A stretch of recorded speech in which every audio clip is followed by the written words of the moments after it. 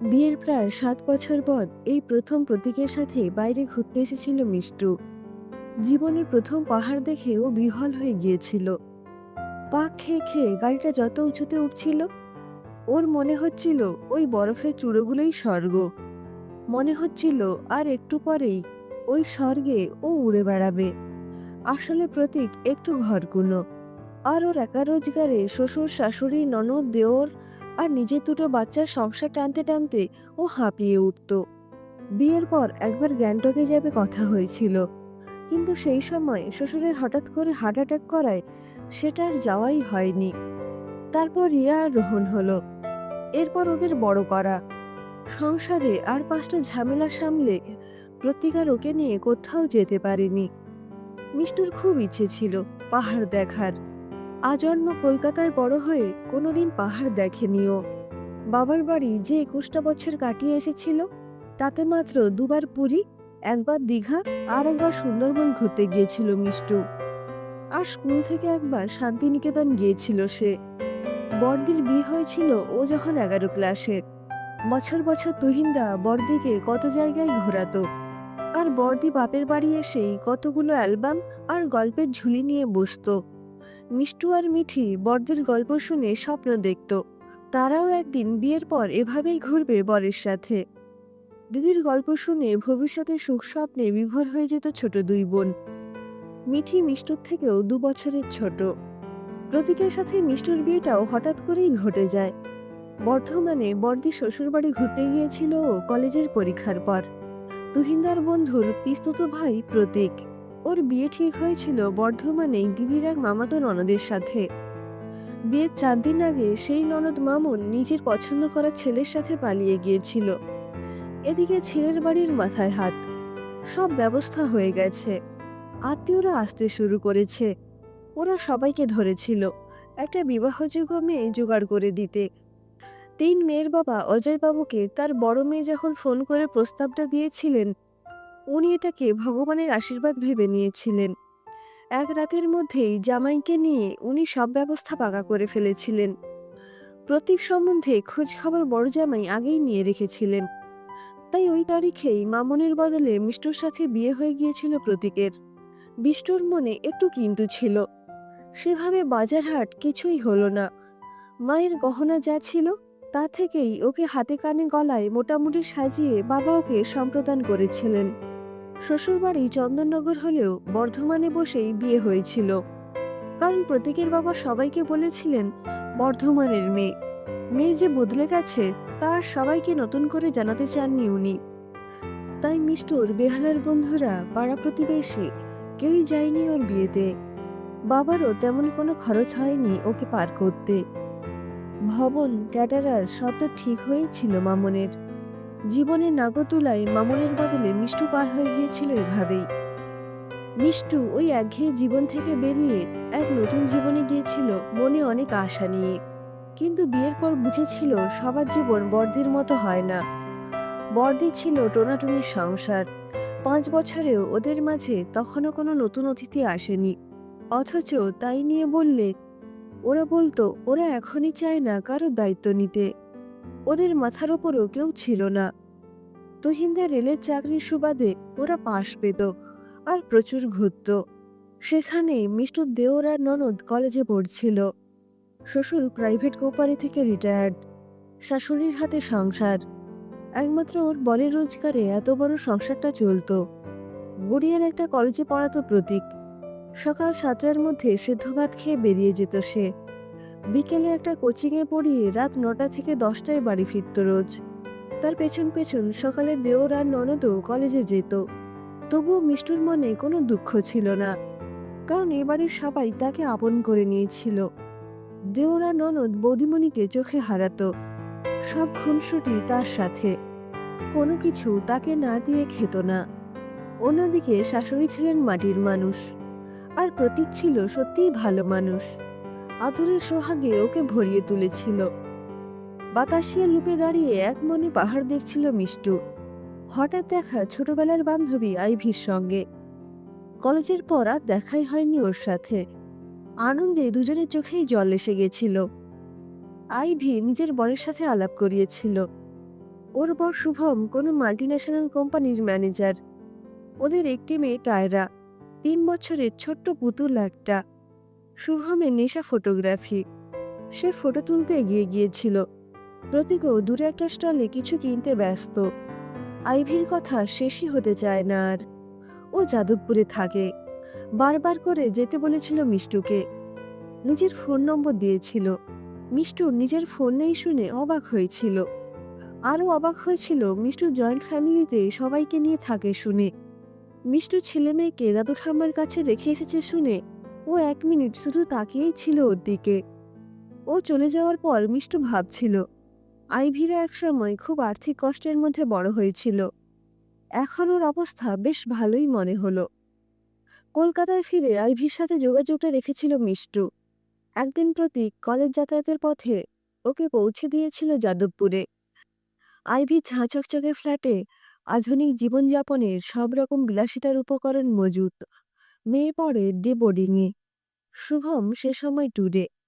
সারাটা দিন গল্পের মধ্যে কাটলেও এই প্রথম নিজের জীবনটা বড় বিস্বাদ মনে হলো মিষ্টুর। আইভি স্বাধীন, বর্দি স্বাধীন, মিঠিরও ভালো বিয়ে হয়েছে, টাটাতে থাকে। ওর জীবনটা যেন রূপকথার মতো। একমাত্র মিষ্টুর জীবনটা বর্ণহীন, কেমন অগোছালো। রাতে বিছানায় ওর পরিবর্তনটুকু ধরা পড়েছিল প্রতীকের চোখে। কয়েকবার আইভির বাড়ি ঘুরে এসেই মিষ্টু জীবনে প্রথম প্রতীকের কাছে আবদার করেছিল সাউথ কলকাতায় নিজেদের একটা ফ্ল্যাটের। সেখান থেকে প্রতীকের অফিস কাছে হবে। প্রতীক অবাক হয়ে তাকিয়েছিল। যদিও ভাই বোন দুজনেই তখন দাঁড়িয়ে গেছে বলে সংসারে সচ্ছলতা এসেছে, তবু আলাদা হয়ে ফ্ল্যাট কেনার কথা প্রতীক ভাবেইনি কখনো। বাবা মাকে ছেড়ে থাকতে হবে এ কথা মাথায় আনেনি। কিন্তু মিষ্টুর বক্তব্য, সে কি কোনোদিন নিজের সংসার করবে না? এই ভাগের একটা ঘরে ছেলে মেয়ে নিয়ে কষ্ট করবে কেন?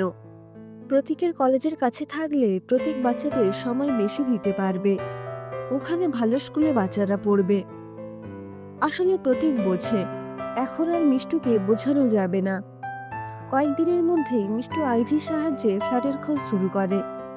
শান্ত স্বভাবের প্রতীক ওকে বোঝাতে পারে না। পরের মাস থেকে শনি রবিবারগুলো ফ্ল্যাট দেখার জন্য বরাদ্দ হয়। মিষ্টু বাড়িতেও একটা আভাস দিয়েছিল, প্রতীক বুঝতে পারে। বাবা মা কিন্তু মিষ্টুর বিরোধিতা করেনি, বরঞ্চ বাবা বলেছিল কলকাতায় একটা ফ্ল্যাট থাকা ভালো। অবশেষে গড়িয়া বাইপাসে 3 দিক খোলা 1500 স্কোয়ার ফিটের দক্ষিণমুখী ফ্ল্যাটটা প্রতীক বুক করে বাধ্য হয়েই। গৃহপ্রবেশের দিন সবাই এসেছিল। আইভিকে আর অন্য বন্ধুদের ফ্ল্যাটটা ঘুরিয়ে দেখিয়ে মিষ্টু শান্তি পায়। 2 দিন পর শ্বশুর শাশুড়ি আর বাকিরা চলে যেতেই মিষ্টুর বেশ আনন্দ হয়। এবার সেও স্বাধীন, আইভির মতো করে সেও সাজিয়েছে ফ্ল্যাটটা। প্রতীক কিছুতেই না করেনি। তবে সকালেও আরেকটা কোচিং জয়েন করেছে। এখন তো প্রচুর সময় হাতে, ছেলে মেয়েকে এদিকে স্কুলে ভর্তি করে দিয়েছে। মিষ্টুর হাতে অখণ্ড অবসর।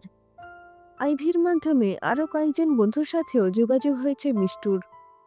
কিন্তু কদিন যেতেই মিষ্টু এই আধুনিক জীবনে হাঁপিয়ে ওঠে। বন্ধুদের সাথে আড্ডা আর কিটিপাটি মানেই পরনিন্দার পরচর্চা। এত আধুনিক পোশাকেও ও অভ্যস্ত নয়। ও বোঝে ওকে নিয়ে বাকিরা হাসাহাসি করে। ননদের সাথে সিনেমা দেখে শপিং করে রাস্তায় দাঁড়িয়ে এগরোল বা ফুচকা খেয়ে যে স্বাদ পেত ম্যাকডোনাল্ড বা কেএফসিতে, সেই প্রাণের ছোঁয়া পায় না সে। ফ্ল্যাটে একা সময় কাটতে চায় না, ননদ আসতে চায় না। প্রতীককে ঘুরতে যেতে বললেই ওর লোন আর ইএমআই এর গল্প শোনায়। এত জিনিস সব যে লোনেই কেনা। বাচ্চারাও দাদু ঠাম্মাকে মিস করে, ওনারা আসেন না তেমন। মিষ্টু 2বার ঘুরে এসেছে, কিন্তু ও বাড়িতে গেলে একটা অপরাধবোধ মাথাচাড়া দেয়, কেমন যেন লাগে। দেওর বদলি হয়ে বোম্বে চলে গেছে। ননদের বিয়ে করার আপাতত ইচ্ছে নেই, একটা ভালো স্কুলে পড়াচ্ছে চন্দননগরে। ছেলে মেয়ে দুটো কেমন হয়ে যাচ্ছে, জেদি একগুঁয়ে। আগে পিসি পড়াতো, এখন টিচার আছে, তবুও বাজে রেজাল্ট করছে। আইভির কাছাকাছি এসে মিষ্টু বুঝেছে এদের জীবনযাত্রা দেখতে যতই ঝাঁ চকচকে হোক, ভেতরটা ফাঁপা।